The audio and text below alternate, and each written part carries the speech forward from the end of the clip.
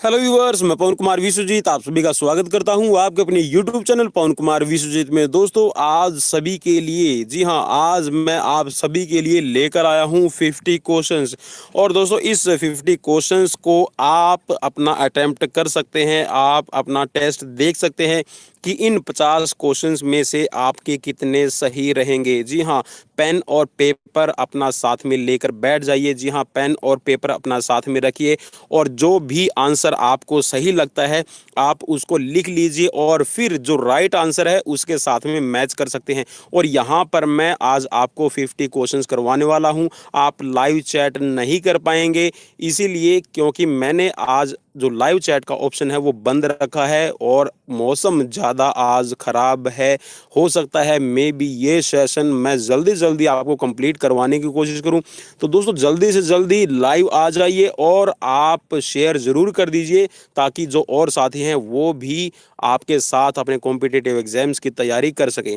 तो दोस्तों, आज हम करने वाले हैं 50 क्वेश्चंस। अगर आपने हमारा चैनल अभी तक सब्सक्राइब नहीं किया है तो आप हमारे चैनल को सब्सक्राइब कर लीजिए और बेल आइकन को प्रेस कर लीजिए ताकि हर एक वीडियो का नोटिफिकेशन आपको मिलता रहे और आप अपने कॉम्पिटिटिव एग्जाम्स की तैयारी हमारे साथ में ऐसे ही लगातार करते रहें। और दोस्तों, आज आप के लिए हमने जो कॉम्पिटिटिव एग्जाम्स की सीरीज़ है उसको भी हम जो फेसबुक पेज है आप वहाँ पर भी हमें फॉलो कर सकते हैं। वहाँ पर भी आप हमें फॉलो कर लीजिए क्योंकि हम वहाँ पर भी आपको डेली क्वेश्चंस की सीरीज़ है या फिर जो डेली क्वेश्चंस है वो भी प्रोवाइड करवाते रहते हैं। तो चलिए दोस्तों, आज की सीरीज़ की शुरुआत करते हैं और सीरीज़ का पहला प्रश्न करते हैं।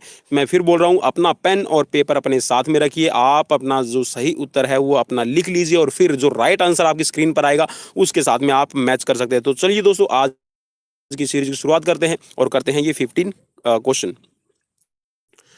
क्वेश्चन है आपकी स्क्रीन पर, कौन सा प्राचीनतम भारतवर्ष में वैदिक काल माना जाता है? जी हाँ, कौन सा प्राचीन भारतवर्ष में वैदिक काल माना जाता है? प्राचीन भारतवर्ष में कौन सा वैदिक काल है आपको ये बताना है। 4 ऑप्शंस आपकी स्क्रीन पर है, आप टिक मार्क कर लीजिए। आप देख लीजिए कि यहाँ पर सही उत्तर कौन सा है। यहाँ पर 4 ऑप्शन है, 3250 ईसा पूर्व से लेकर 2500 ईसा पूर्व।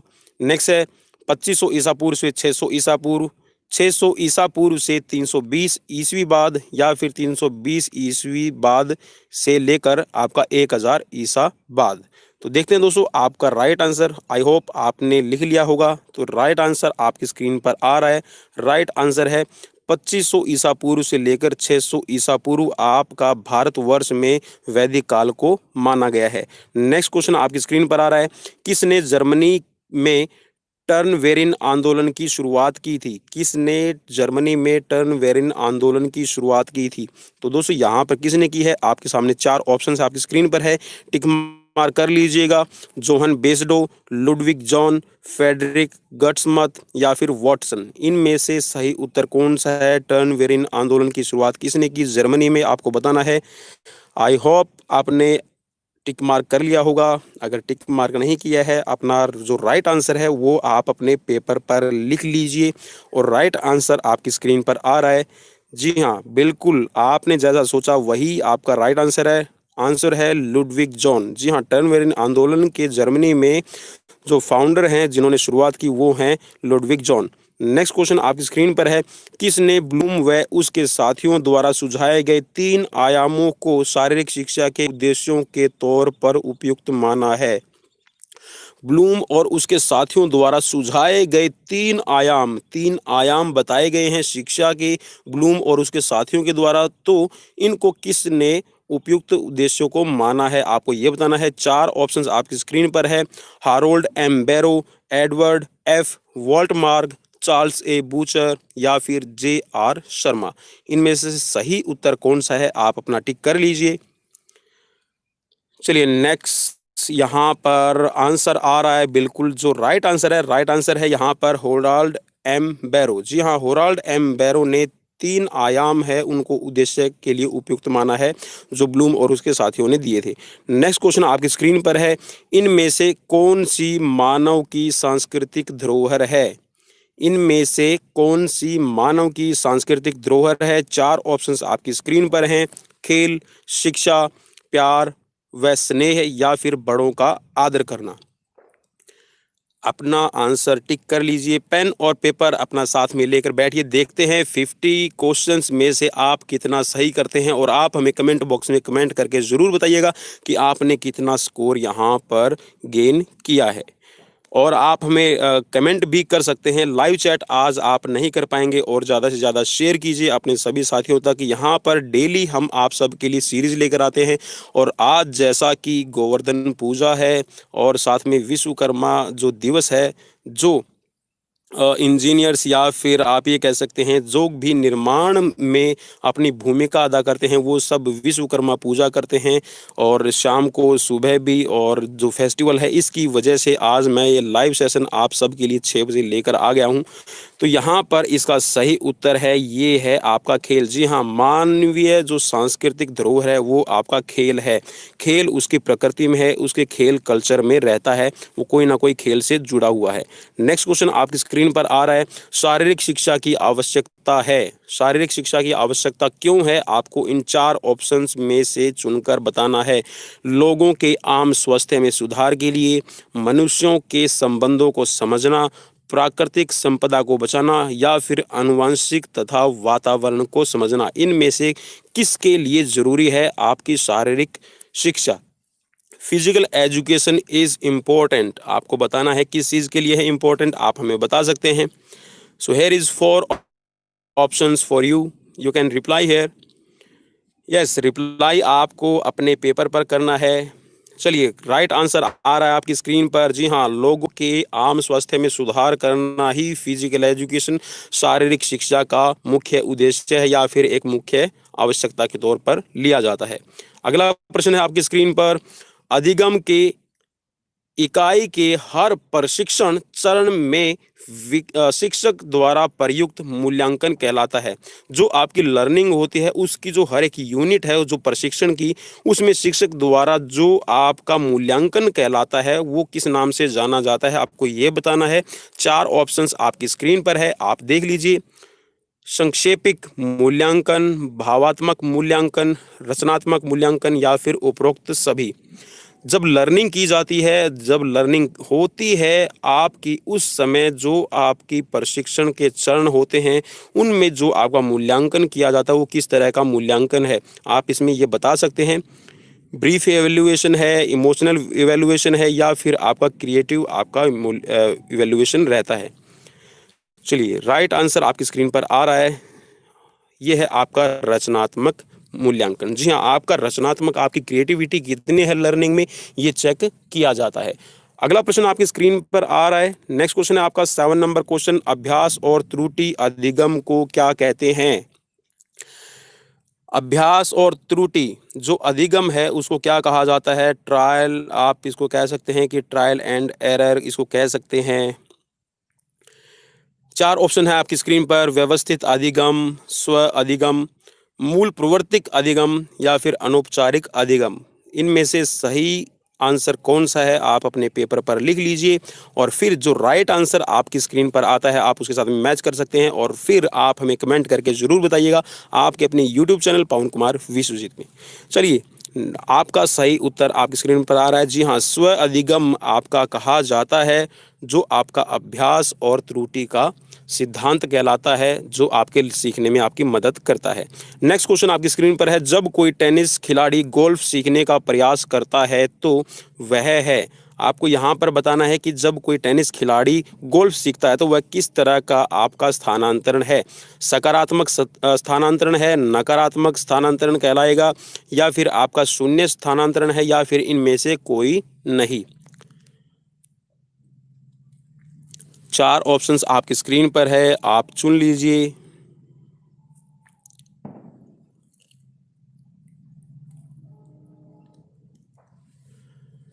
चलिए, राइट आंसर आपकी स्क्रीन पर आ रहा है। राइट आंसर है यहाँ पर सकारात्मक स्थानांतरण। जी हाँ, जब आप एक गेम सीखते हैं, टेनिस है, अगर टेनिस सीखते समय आप गोल्फ सीखते हैं तो ये आपका स्थानांतरण जो होगा ये सकारात्मक कहलाएगा, क्योंकि यहाँ पर आपके कुछ जो स्किल्स होती हैं वो आपकी टेनिस और गोल्फ में एक साथ जुड़ी होती हैं।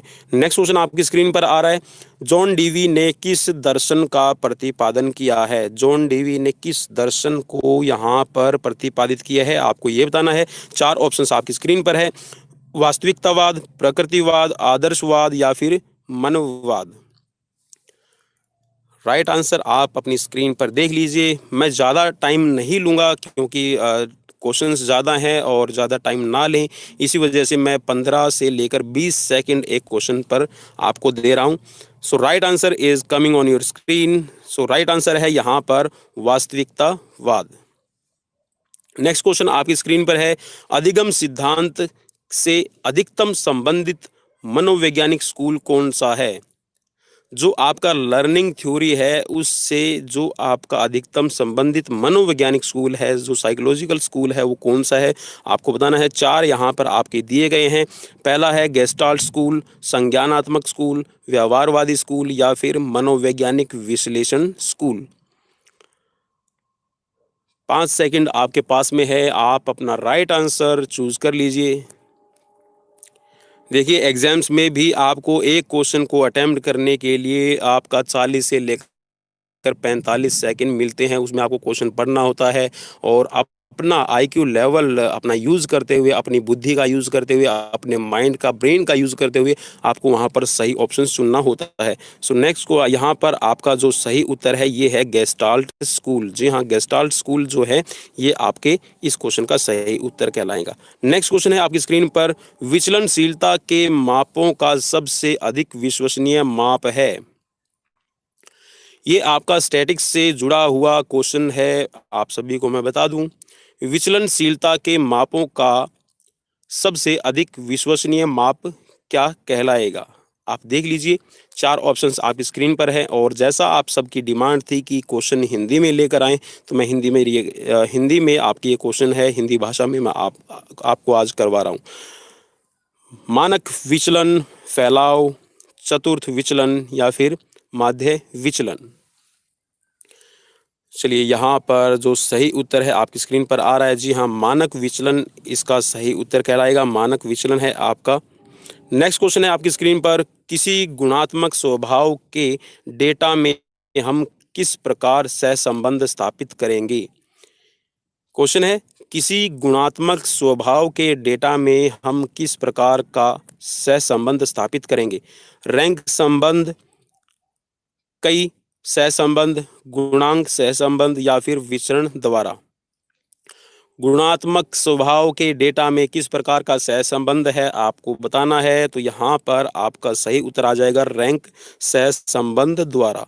नेक्स्ट क्वेश्चन आपकी स्क्रीन पर आ रहा है। नेक्स्ट क्वेश्चन है, 2 खिलाड़ियों के बीच स्थिरता, विचरणशीलता व सजातीयता की गणना के लिए कौन सी सांख्यिकी का उपयोग किया जाता है? जब 2 खिलाड़ियों में तुलना की जाती है तो यहाँ पर आपको बताना है उनके बीच में जब स्थिरता है, विचरणशीलता है, सजातीयता है, तो उसकी गणना के लिए आप कौन सी सांख्यिकी का प्रयोग करते हैं? प्रसरण विश्लेषण एनोवा का या फिर काई स्क्वायर या फिर आप करते हैं विचरण गुणांक सीवी या फिर इनमें से प्रतिगमन। राइट आंसर कौन सा है आप देख लीजिए और फिर आप अपना पेपर है उस पर लिख लीजिए पेन के साथ और फिर आप हमें कमेंट बॉक्स में कमेंट करके ज़रूर बताइएगा लास्ट में कि आपके कितने क्वेश्चन सही रहे। तो यहाँ पर सही उत्तर कहलाएगा ऑप्शन है यहाँ पर आपका विचरण गुणांक CV. Option C is right answer है। सो नेक्स्ट क्वेश्चन आपकी स्क्रीन पर आ रहा है। क्वेश्चन नंबर है 14, निम्नलिखित में से कौन सा सही है? यहाँ पर आपको इनका क्रम है वो बताना है और ये देखना है कि कौन किससे मैच कर रहा है। पाई में आपका आता है chart, histogram, bar diagram, graphical representation, range, quartile deviation, average deviation या फिर मीन, टाइप, त्रुटि, नगण्य परिकल्पना, लाइनर रिग्रेशन, सामान्य मापक्रम, क्रमवाचक मापक्रम, अनुपातिक मापक्रम या फिर टी टेस्ट। यहाँ पर इनमें से सही उत्तर कौन सा है आपको चुनना है। चलिए मैं इसके लिए थोड़ा सा आपको एक्स्ट्रा टाइम भी दे दूंगा कि ताकि आप जो सही उत्तर है उसका चयन कर पाएं। चलिए यहाँ पर राइट आंसर आपकी स्क्रीन पर आ रहा है। मेरे हिसाब से यहाँ पर ऑप्शन सी, जी नहीं, यहाँ पर जो आपका ऑप्शन है range, quartile deviation, average deviation, mean, आप इसमें देख लीजिए कौन सा यहाँ पर सही है। तो ये है आपका ऑप्शन बी। जी हाँ, option B, range, quartile deviation, average deviation और मीन आपका यहाँ पर सही उत्तर है। नेक्स्ट क्वेश्चन है आपकी स्क्रीन पर, निम्नलिखित में से कौन सा सही नहीं है। जो ऊपर वाला क्वेश्चन था उसी में लगभग आपसे ये पूछा गया है कि कौन सा यहाँ पर सही नहीं है। तो पाई चार्ट, हिस्टोग्राम, बार चित्र, आलेखी चित्र, ये ऑप्शन ए है। ऑप्शन बी में है रेंज, क्वार्टाइल डेविएशन, औसत डेविएशन, स्टैंडर्ड डेविएशन। सी में है टाइप त्रुटि, शून्य परिकल्पना, लाइनर रिग्रेशन। और डी में है साधारण मापक, ऑर्डिनल मापक, अनुपात मापक, डाटा का परिमाणन। तो यहाँ पर जो सही उत्तर है वो देखना है आपको कौन सा है। चलिए सही उत्तर आपकी स्क्रीन पर आ रहा है। सो हियर इज टाइप, त्रुटि, शून्य परिकल्पना और लाइनर रिग्रेशन, ये ऑप्शन है। ऑप्शन सी आपका इसमें सही उत्तर नहीं है। चलिए नेक्स्ट क्वेश्चन आपकी स्क्रीन पर आ रहा है, स्वास्थ्य सेवाओं पर निम्नलिखित कार्यक्रमों में से कौन सा भारतीय स्कूलों में चलाए जा रहे हैं। जो आप स्वास्थ्य सेवाएं चल रही है उनमें से जो आपके कार्यक्रमों में से कौन सा भारतीय स्कूलों में चलाया जा रहा है, आपको ये बताना है। स्कूल स्वास्थ्य कार्यक्रम चलाया जा रहा है, मध्याह्न भोजन कार्यक्रम, निर्मल विद्यालय परिवेश, स्वच्छ भारत अभियान, इनमें से कौन सा जो स्वास्थ्य सेवाओं से संबंधित है वो कार्यक्रम स्कूलों में चलाया जा रहा है, आपको ये बताना है। चलिए यहाँ पर बिल्कुल इजी क्वेश्चन है और मैं आशा करता हूँ कि आपने अपना सही उत्तर यहाँ पर चुन लिया होगा। सो आपका जो सही उत्तर है ये है आपका स्कूल स्वास्थ्य कार्यक्रम। जी हाँ, स्कूलों में आपके जो स्वास्थ्य कार्यक्रम है, आपका हेल्थ प्रोग्राम है वो चलाया जाता है समय समय पर। जो आपकी कम्युनिकेबल डिजीज़ है या फिर नॉन कम्युनिकेबल डिजीज़ है उससे रिलेटेड जितनी भी लगभग सुविधाएँ हैं वो आपको दी जाती हैं। चलिए नेक्स्ट क्वेश्चन आपकी स्क्रीन पर आ रहा है। नेक्स्ट क्वेश्चन है आपका हृदय वाहिनी सहन क्षमता। यहाँ पर आपकी कार्डियोवैस्कुलर जो आपकी फिटनेस है, जो आपका कार्डियोवैस्कुलर एंडोरेंस है, हृदय वाहिनी सहन क्षमता, पुष्टि और एक स्वस्थ संतुलित जीवन शैली का एक घटक है। निम्न में से कौन सा हृदय वाहिनी सहन क्षमता का सबसे सही वर्णन करता है, आपको ये बताना है। क्वेश्चन एक बार फिर पढ़ लीजिए। हृदय वाहिनी सहन क्षमता, पुष्टि और एक स्वस्थ संतुलित जीवन शैली का एक घटक है। निम्न में से कौन सा हृदय वाहिनी सहन क्षमता का सबसे सही वर्णन है। चार ऑप्शंस आपकी स्क्रीन पर हैं, ये लीजिए चार ऑप्शंस आपकी स्क्रीन पर आ गए हैं। समय की एक लंबी अवधि के व्यायाम को पूरा करने के लिए हमारे हृदय और फेफड़ों की क्षमता, समय की एक छोटी अवधि के लिए मांसपेशियों का उपयोग करने की क्षमता, बल्कि वह मात्रा जो एक प्रतिरोध के खिलाफ मांसपेशी डाल सकता है, मांसपेशी दबाव डाल सकता है, या फिर शरीर के मूवमेंट को जल्दी से बदलने की क्षमता। यहाँ पर इसका सही उत्तर कौन सा होगा, देख लीजिए। टाइम मैं दे रहा हूं आपको।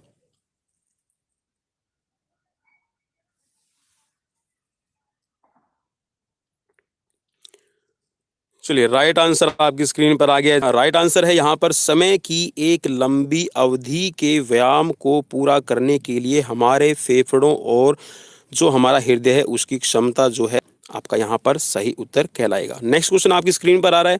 नेक्स्ट क्वेश्चन है, इलाज या रोग नियंत्रण के लिए स्वास्थ्य शिक्षा का सर्वप्रथम उद्देश्य क्या है। इलाज और रोग का नियंत्रण करने के लिए जो स्वास्थ्य शिक्षा है उसका सर्वप्रथम उद्देश्य क्या रहेगा। यहाँ पर पुनर्स्थापन, इलाज, अनुरक्षण या फिर रोकथाम, इनमें से कौन सा सही उत्तर है।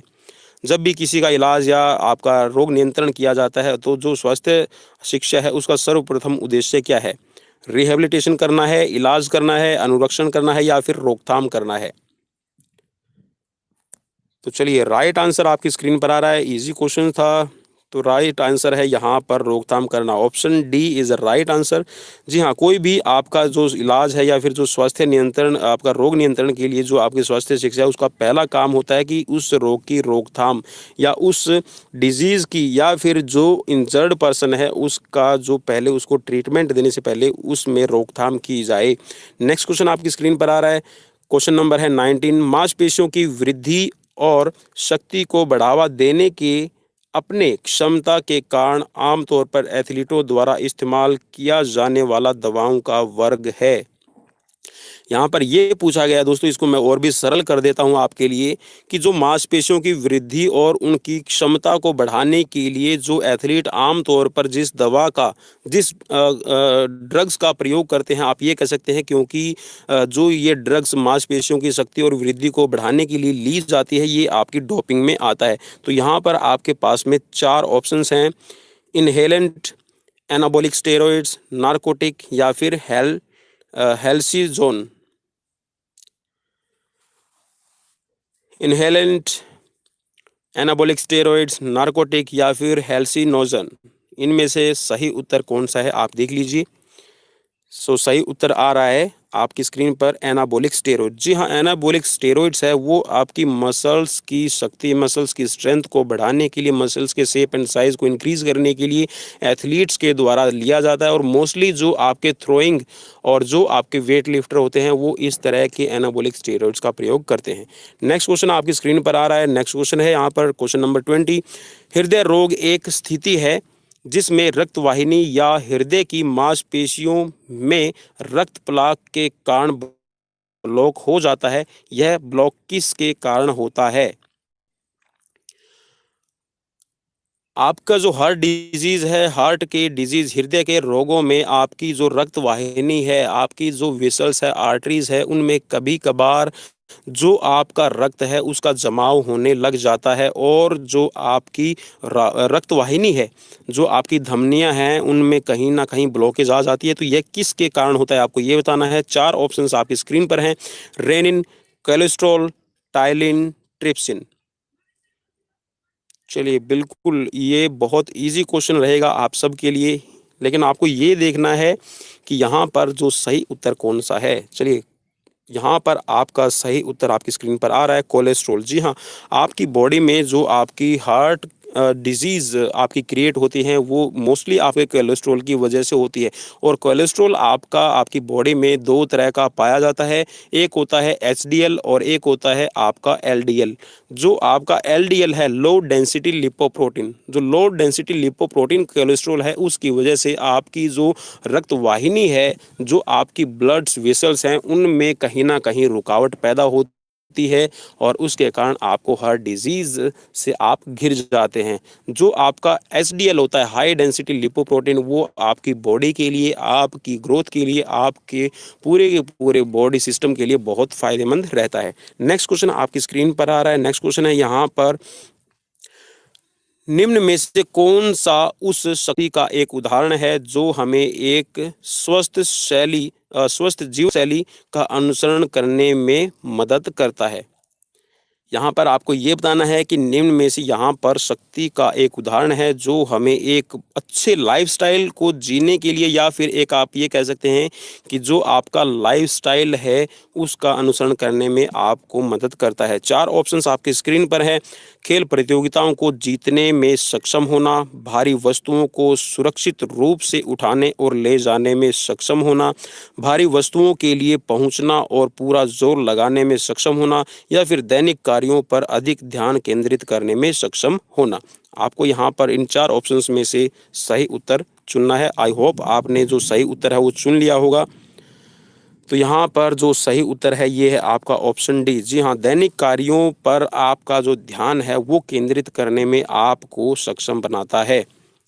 चलिए, नेक्स्ट क्वेश्चन आपकी स्क्रीन पर आ रहा है। नेक्स्ट क्वेश्चन है, अधिकतम बल का उपयोग करने के लिए एक मांसपेशी की क्षमता किस रूप में जानी जाती है? अधिकतम बल, मैक्सिमम फोर्स, मैक्सिमम स्ट्रेंथ का आप उपयोग करने के लिए एक मांसपेशी की जो क्षमता है, कैपेसिटी है, वो किस रूप में जानी जाती है, आपको ये बताना है। यहाँ पर 4 ऑप्शंस आपकी स्क्रीन पर है। हृदय वाहिनी शयन क्षमता, मांसपेशी शयन क्षमता, मांसपेशी की शक्ति या फिर शारीरिक रचना।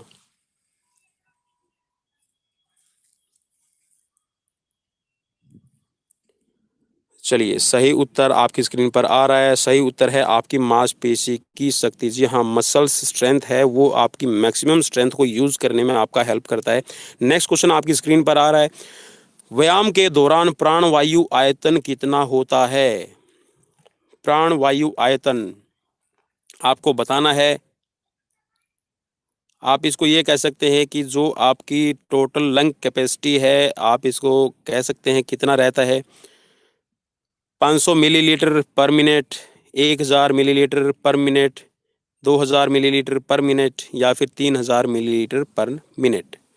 चलिए, देखना है जब आप एक्सरसाइज करते हैं तो आपको मैं इसको बिल्कुल इजी करके बता देता हूं कि जब आप एक्सरसाइज करते हैं तो जो आप अंदर हवा लेते हैं और बाहर जो हवा छोड़ते हैं उसकी वॉल्यूम कितनी होती है टोटल, आपको ये बताना है कि आप एक श्वास जब अंदर लेते हैं तो कितनी हवा जाएगी और बाहर जब छोड़ते हैं तो कितनी हवा बाहर निकलती है, टोटल इसका आपको बताना है। तो आई होप आपने डिसाइड कर लिया होगा। तो यहाँ पर है 3000 मिलीलीटर पर मिनट। जी हाँ, 1500 ml आप अंदर लेते हैं और 1500 ml आप बाहर छोड़ते हैं। तो ये आपका टोटल 3000 मिलीलीटर पर मिनट आपका हो जाएगा। नेक्स्ट है आपकी स्क्रीन पर, साधारण वायु में ऑक्सीजन का प्रतिशत होता है। साधारण जो आपकी वायु होती है, जो एयर है आपका, उसमें कितना ऑक्सीजन का परसेंट है, आपको ये बताना है। 20%, 21%, 0.02% या फिर आपका 0.79%। आई होप आपने सही उत्तर चुन लिया है। तो चलिए, सही उत्तर आपका आ रहा है स्क्रीन पर। जी हाँ, 21% जो आपकी नॉर्मल हवा है उसमें 21% आपका ऑक्सीजन का रहता है। नेक्स्ट क्वेश्चन आपकी स्क्रीन पर है, प्रकृति में नाइट्रोजन गैस की मात्रा कितनी प्रतिशत है? 78%, 76%, 75% या फिर 74%। नाइट्रोजन गैस की मात्रा आपकी प्रकृति में, आपकी हवा में कितनी रहती है, आपको ये बताना है। चलिए, बिल्कुल इजी क्वेश्चन है। अगर आपने एयर के आपने कंपोनेंट्स पढ़े हैं तो आपको बिल्कुल याद होगा। चलिए, आपका सही उत्तर है 78%। जी हाँ, 78% आपकी हवा के अंदर नाइट्रोजन की मात्रा रहती है। नेक्स्ट क्वेश्चन है आपकी स्क्रीन पर, सहत की गई सांस में ऑक्सीजन का प्रतिशत होता है। आपको ये बताना है। इसको इजी कर देता हूँ। सहत की गई सांस मीन्स जो आप अंदर सांस लेते हैं उसमें ऑक्सीजन की प्रतिशत कितनी होती है? 11%, 21%, 20% और आपकी 41%। चलिए, उम्मीद करता हूं कि आपने जो सही उत्तर है वो चुन लिया होगा और आपका सही उत्तर आ रहा है आपकी स्क्रीन पर 21%। जी हाँ, जब हम सांस अंदर लेते हैं, बाहर को जो एनवायरनमेंट है उस बाहरी एनवायरनमेंट में जो हवा है उसमें 21% आपकी हवा रहती है। तो हम जो एक श्वास अंदर लेते हैं तो उसमें 21% जो आपने हवा जितनी अंदर ली है उसमें 21% आपका हवा का जो ऑक्सीजन है वो रहती है। और आपको बता दूं, जब हम बाहर हवा छोड़ते हैं मीन्स जो आपने अंदर सांस लेने के बाद में आपने जो बाहर हवा छोड़ी है उसमें आपका 16%, जी हाँ 16% आपकी ऑक्सीजन की मात्रा रहती है और जो आपकी कार्बन डाइऑक्साइड है उसकी मात्रा आपकी बढ़ जाएगी। नेक्स्ट क्वेश्चन आपकी स्क्रीन पर है, हृदय की श्वसन क्षमता संबंधित होती है। हृदय की श्वसन क्षमता संबंधित होती है। यहाँ पर कार्डियो रेस्पिरेटरी की बात कर रहा है। Cardio respiratory is related to, आपका बताना है, ताकत से, लचीलेपन से, सामान्य शारीरिक सहन शक्ति से या फिर उपयुक्त सभी। चलिए, बिल्कुल आपने अपना सही उत्तर चुन लिया होगा। आपकी स्क्रीन पर आ रहा है, यहाँ पर क्वेश्चन नंबर आ गया है आपकी स्क्रीन पर। उपयुक्त है ये आपका आंसर, उपयुक्त सभी। जी हाँ, जो आपके सभी है ये आपके राइट हो जाएंगे। आप देख लीजिए एक बार दोबारा से, ताकत से, लचीलेपन से और आपकी सामान्य शारीरिक सहन शक्ति, ये आपके कार्डियो रेस्पिरेटरी से जुड़े हुए हैं। नेक्स्ट क्वेश्चन आपकी स्क्रीन पर आ रहा है, प्राणवायु कौन है? प्राणवायु आपकी कौन सी होती है? कार्बन डाइऑक्साइड होती है, ऑक्सीजन होती है, हाइड्रोजन है या फिर नाइट्रोजन? आपको बताना है। बिल्कुल ईजी क्वेश्चन है। चलिए देखते हैं आप अपना सही उत्तर दे पाते हैं या नहीं दे पाते। पेन और पेपर अपना साथ में लेकर बैठ जाइए, चैनल को भी सब्सक्राइब कर लीजिए, वीडियो को भी, लाइव सेशन को भी लाइक कीजिए और ज़्यादा से ज़्यादा शेयर कीजिए, ताकि जो हमारे जितने भी व्यूअर्स हैं वो अपना तैयारी कर पाएँ अपनी फिजिकल एजुकेशन कॉम्पिटिटिव एग्जाम्स की। So right answer coming on your screen, so right answer here is oxygen. जी हाँ, ऑक्सीजन को ही प्राणवायु कहा जाता है। नेक्स्ट क्वेश्चन आपकी स्क्रीन पर है, फेफड़े हिस्सा है। बिल्कुल इजी क्वेश्चंस अब आ रहे हैं आपकी स्क्रीन पर। फेफड़े किसका हिस्सा है आपको ये बताना है, आपके नर्वस सिस्टम का है, डाइजेस्टिव सिस्टम या फिर रेस्पिरेटरी सिस्टम या फिर इनमें से कोई नहीं। तंत्रिका तंत्र का हिस्सा है फेफड़ा या फिर पाचन तंत्र का या फिर आपके श्वसन तंत्र का। बिल्कुल इजी क्वेश्चन है, आई होप आपने अपना राइट आंसर चुन लिया होगा। So right answer here is option C. जी हाँ, श्वसन तंत्र रेस्पिरेटरी सिस्टम का ही एक अंग है आपका लंग्स, जिसको हम फेफड़े कहते हैं। नेक्स्ट क्वेश्चन आपकी स्क्रीन पर, क्वेश्चन नंबर 30। सिद्ध सिद्धांत पद्धति में कितने आसनों का वर्णन किया गया है? ये आपके योग से रिलेटेड आपके क्वेश्चंस आ गया है। सिद्ध सिद्धांत पद्धति में कितने आसनों का वर्णन किया गया है? Option A 4, option B 3, option C 8 या फिर ऑप्शन डी 15। चलिए right answer coming on your screen 3। जी हाँ, जो सिद्ध सिद्धांत पद्धति है उसमें 3 आसनों का यहाँ पर वर्णन किया गया है। नेक्स्ट क्वेश्चन आपकी स्क्रीन पर है, हठ रत्नावली के अनुसार महायोग के प्रकार हैं। हठ रत्नावली के अनुसार महायोग के कितने प्रकार हैं आपको ये बताना है। 4 ऑप्शंस आपकी स्क्रीन पर हैं। Option A 6, option B 4, option C 8, option D 3। चलिए राइट आंसर आपकी स्क्रीन पर आ गया है आपका 4। जी हाँ, जो हठ रत्नावली है उसमें आपके जो प्रकार दिए गए हैं वो 4 प्रकार दिए गए हैं। नेक्स्ट क्वेश्चन है आपकी स्क्रीन पर, भुजंगीकरण प्राणायाम का निम्नलिखित में से किस ग्रंथ में वर्णन किया गया है? एक भुजंगीकरण प्राणायाम का वर्णन किया गया है, वो किस ग्रंथ में किया गया है आपको ये बताना है। योग वशिष्ठ, शिव संहिता, हठ रत्नावली, सिद्ध सिद्धांत पद्धति। ये क्वेश्चन थोड़ा सा आपके लिए डिफिकल्ट रहेगा। जिसने भी योग पढ़ा हुआ है, योग की डिग्री की हुई है, वो थोड़ा सा इसको इजीली बता पाएगा। चलिए यहाँ पर राइट आंसर देख लेते हैं। राइट आंसर है आपका हठ रत्नावली। जी हाँ, हठ रत्नावली में आपकी जो भुजंगीकरण प्राणायाम है इसका वर्णन किया गया है। नेक्स्ट क्वेश्चन आपकी स्क्रीन पर है, मानव शरीर में सबसे बड़ी ग्रंथि है। अरे बिल्कुल इजी क्वेश्चन है, इससे इजी क्वेश्चन नहीं हो सकता। मानव शरीर में सबसे बड़ी ग्रंथि कौन सी है? अग्नाशय जिसको पैनक्रियाज कहा जाता है, यकृत लीवर या फिर कर्णमूल ग्रंथि, पैरिटोटिड ग्रंथि या फिर अधिवृक्क एड्रिनल ग्लैंड्स। ये क्वेश्चन मैंने कल भी करवाया था और उसका मैंने जो पर्टिकुलर आपकी ग्लैंड्स है, जो ग्रंथि है सबसे बड़ी, उसका मैंने वेट भी बताया था। जी हाँ, राइट आंसर है, जी हाँ बिल्कुल आप सबको पता चल गया है, यकृत लीवर। चलिए नेक्स्ट क्वेश्चन आपकी स्क्रीन पर आ रहा है। नेक्स्ट क्वेश्चन है, पर्नीशियस एनीमिया निम्नलिखित में से किस विटामिन की कमी के कारण होता है?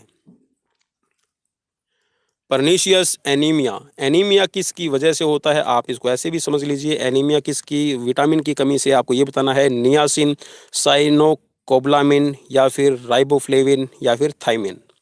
चलिए किस विटामिन की कमी से होता है आपको ये बताना है। चलिए बिल्कुल आपने इजी चुन लिया है और यहाँ पर देखते हैं राइट आंसर आपका कौन सा है। तो यहाँ पर राइट आंसर है ऑप्शन बी, साइनोकोब्लामिन। जी हाँ, साइनोकोब्लामिन की वजह से आपकी एनीमिया का जो रोग है ये हो जाता है। नेक्स्ट क्वेश्चन है आपकी स्क्रीन पर, आयुर्वेद के किस आचार्य के अनुसार समदोषय, समाग्निश्चय, समधातु मलक्रिया स्वास्थ्य के विशिष्ट लक्षण हैं?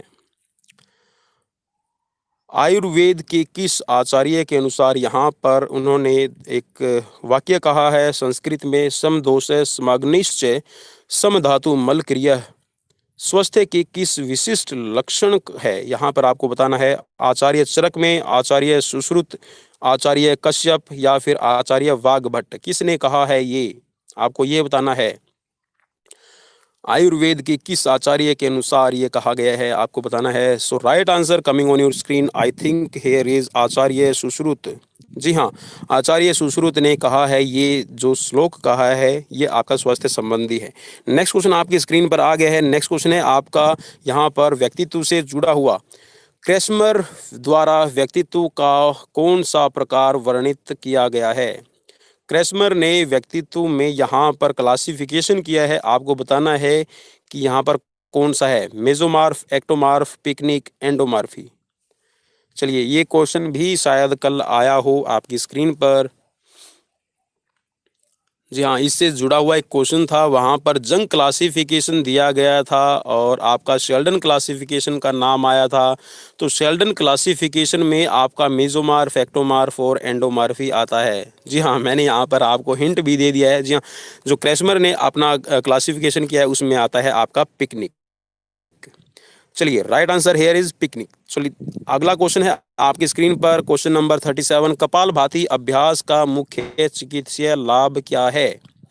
जो आप कपालभाति करते हैं उसका अगर हम चिकित्सा पद्धति, अगर हम मेडिकल साइंस में देखें तो आपको क्या लाभ मिलता है।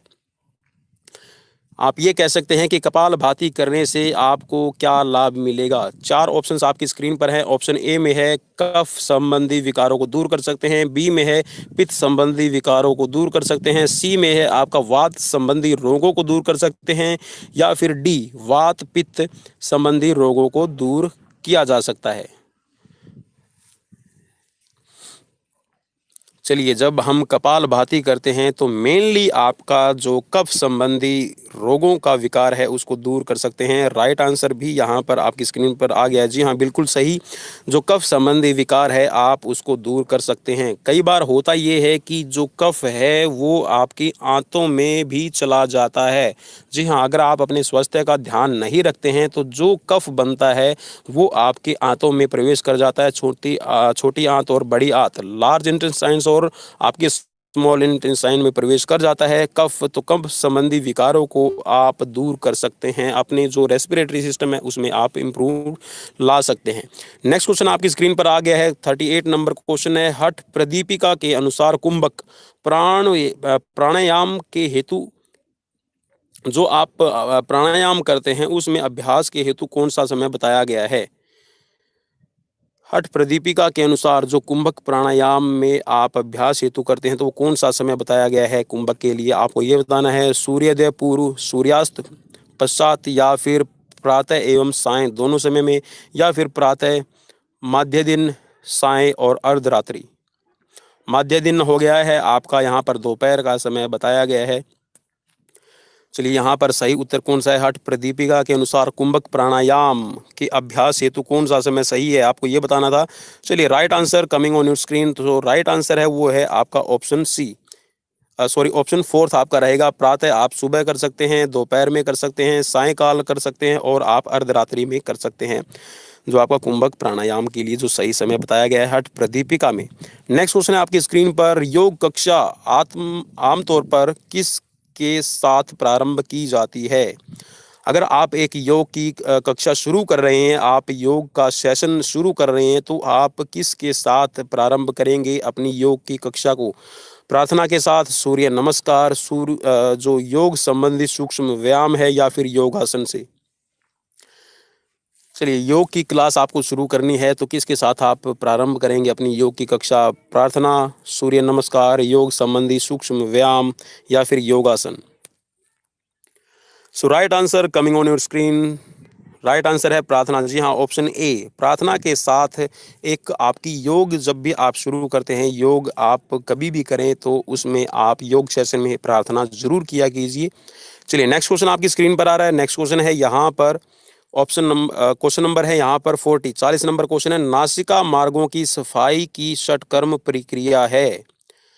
जो आपकी नासिका है, आपकी नोज को साफ करने का, या फिर आप ये कह सकते हैं कि जो आपका रेस्पिरेटरी सिस्टम में जो आपकी नोस्ट्रिल है, जो आपकी नासिका है, उसको साफ करने के लिए षटकर्म में आपकी जो 6 क्रियाएं बताई गई है, शुद्धि क्रियाएं हैं, उनमें से आप किस को प्रयोग करेंगे। धोती, नेति, बस्ती, या फिर नौली। चलिए, बिल्कुल ईज़ी क्वेश्चन रहेगा ये, सबको पता होना चाहिए। So right answer coming on your screen, right answer is neti. जी हाँ, आपकी जो नेति क्रिया है, जो आपका एक षटकर्म का एक भाग है, इस षटकर्म में जो आपका नेति बताया गया है, इसके अनुसार आप जो आपकी नासिका मार्ग है, नोस्ट्रिल है, आपका जो श्वास मार्ग है, आप उसको साफ कर सकते हैं। और इसमें जो आपकी नासिका को साफ करने के लिए, नोस्ट्रिल को साफ करने के लिए, नोज को साफ करने के लिए आप इसमें नेति में भी 3 तरह की नेति आप प्रयोग कर सकते हैं। इसमें जल नेति, दुग्ध नेति मीन्स दूध के साथ नेति करना, और आपकी होती है घृत नेति। दूध नेति, जल नेति और आपकी घृत नेति, घी की नेति। तो ये आपकी 3 तरह की नेति इसमें की जाती है। नेक्स्ट क्वेश्चन आपकी स्क्रीन पर आ रहा है, क्वेश्चन नंबर है 41। षटकर्मों के अभ्यास की सलाह दी जाती है। जो आपकी 6 शुद्धि क्रिया है, उनके अभ्यास की सलाह दी जाती है। केवल आसन पहले, आसन और प्राणायाम से पहले, केवल प्राणायाम से पहले, आसन और प्राणायाम के बाद। चलिए, षटकर्म अगर आप करते हैं तो वो आपको कब परफॉर्म करने चाहिए, उनकी एक्सरसाइज कब करनी चाहिए, आप कब करेंगे, आप अपना आंसर सही चुन सकते हैं। So right answer coming on your screen, I hope you have just decide your right answer. So right answer है यहाँ पर आसन और प्राणायाम से पहले। जी हाँ, जब भी आप आसन परफॉर्म करते हैं या फिर प्राणायाम करते हैं तो उससे पहले आपको करना चाहिए आपका षटकर्म। नेक्स्ट क्वेश्चन आपकी स्क्रीन पर आ रहा है। नेक्स्ट क्वेश्चन है क्वेश्चन नंबर 42। कब्ज से पीड़ित मरीजों के लिए लाभदायक षटकर्म है। अगर किसी को कब्ज हो जाती है, कॉन्स्टिपेशन, जो आप मल त्याग करते हैं, मल त्याग करने में आपको दिक्कत आती है, इट मीन्स कि जो आपकी लार्ज इंटेस्टाइन्स है वो आपकी सही तरह से वर्किंग नहीं कर रही है, और जो पानी की मात्रा आपके मल में और आपके मूत्र में होनी चाहिए, उससे संबंधित आपकी जो कॉन्स्टिपेशंस आपको बनती है, मल त्याग में आपको दिक्कत आती है, तो इसके लिए जो आपके पीड़ित मरीज हैं, जो कॉन्स्टिपेशन से पीड़ित हैं, उसको कौन सा षटकर्म करना चाहिए? बस्ती और नेति, नौली और नेति, बस्ती और नौली, या फिर नौली और कपालभाति। यहाँ पर आपको बताना है कि सही उत्तर कौन सा रहेगा। चलिए, राइट आंसर आपकी स्क्रीन पर आ रहा है, और राइट आंसर है आपका ऑप्शन सी। जी हाँ, बस्ती और नौली। बस्ती और नौली क्रिया के द्वारा आप कब्ज, कॉन्स्टिपेशंस को दूर कर सकते हैं, और बहुत इफ़ेक्टिव नुस्खा है। अगर किसी को बस्ती क्रिया आती है और नौली क्रिया अगर कोई कर सकता है तो ये बहुत ज़्यादा इफ़ेक्टिव है आपकी कॉन्स्टिपेशंस को दूर करने के लिए।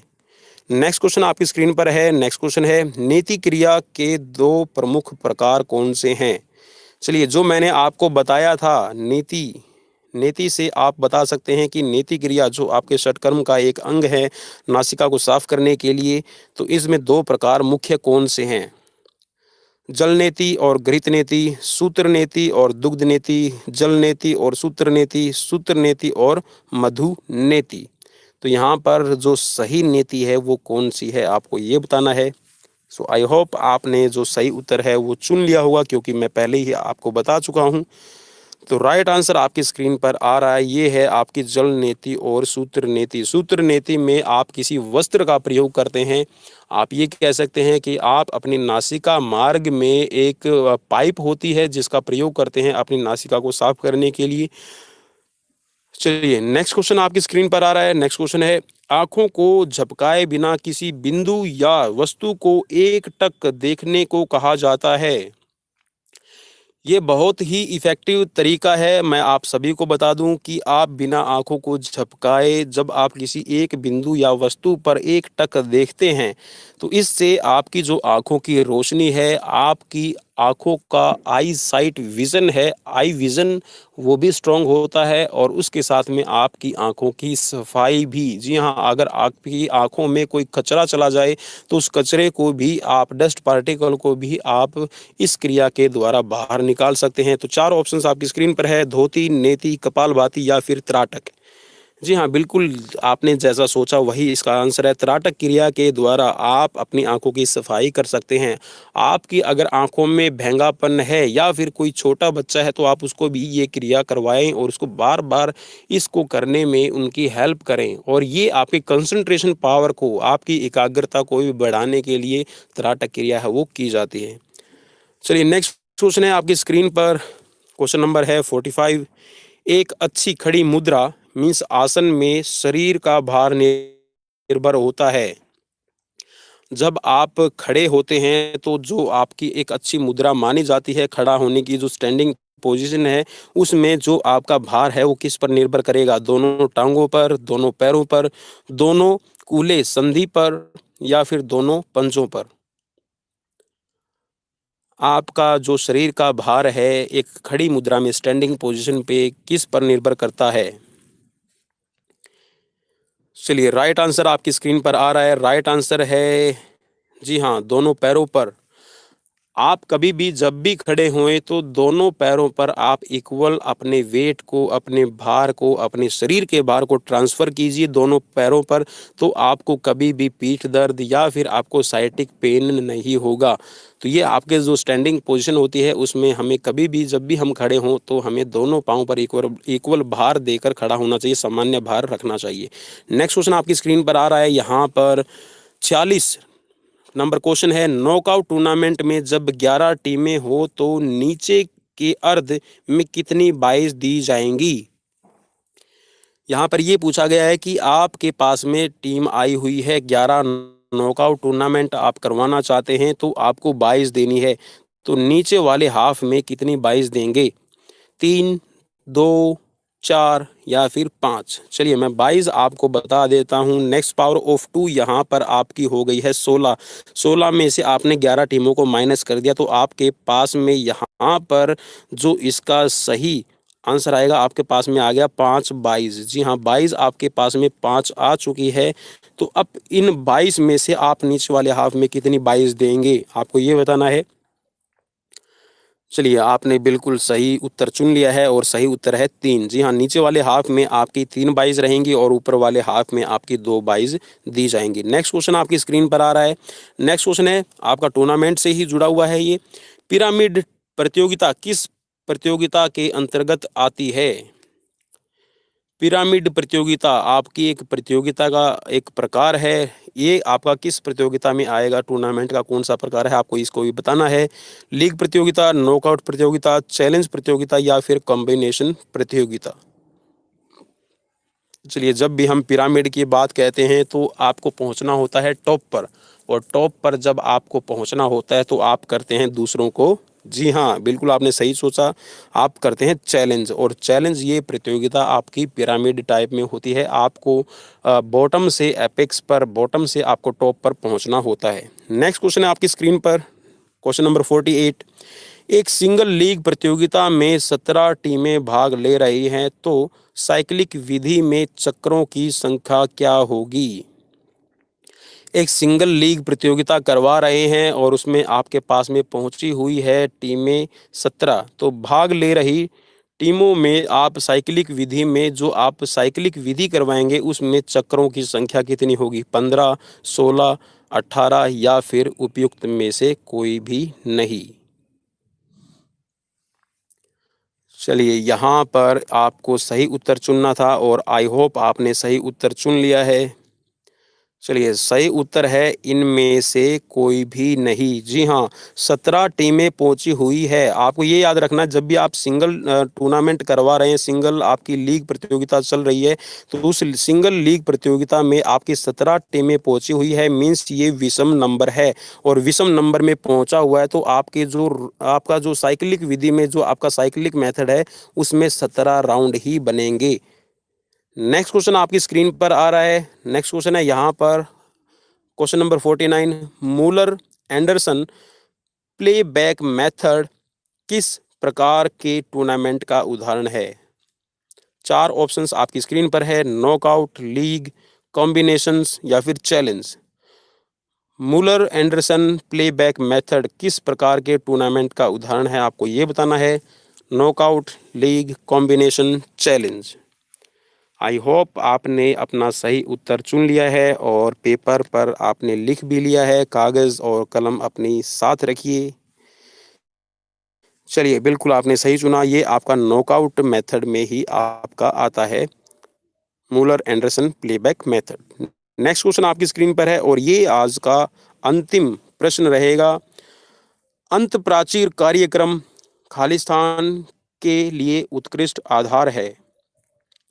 अंतःप्राचीर कार्यक्रम आपको 4 ऑप्शंस दिए गए हैं। छात्र मनोरंजन के लिए उत्कृष्ट आधार कहा जाएगा, या फिर मूल अनुदेशनात्मक कार्य के लिए, या फिर प्रतिभा पहचान के लिए, या फिर आपके कौशल विकास के लिए।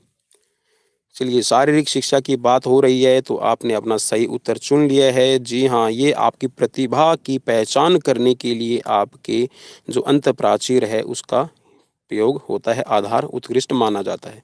तो ये थे आज के क्वेश्चंस, आपको कैसे लगे आप हमें कमेंट बॉक्स में कमेंट करके ज़रूर बताइएगा। अपने दोस्त पवन कुमार विश्वजीत को यूट्यूब चैनल पर लाइक कीजिए, शेयर कीजिए, फेसबुक पेज पर फॉलो कीजिए और हमारे चैनल को सब्सक्राइब कीजिए, ताकि आप अपने कॉम्पिटिटिव एग्जाम्स की तैयारी हमारे साथ में ऐसे ही लगातार करते रहें। तो कल शाम को फिर मिलते हैं, आपको नोटिफिकेशन मिल जाएगा। तब तक अपने दोस्त पवन कुमार विश्वजीत को दीजिए इजाज़त। नमस्कार।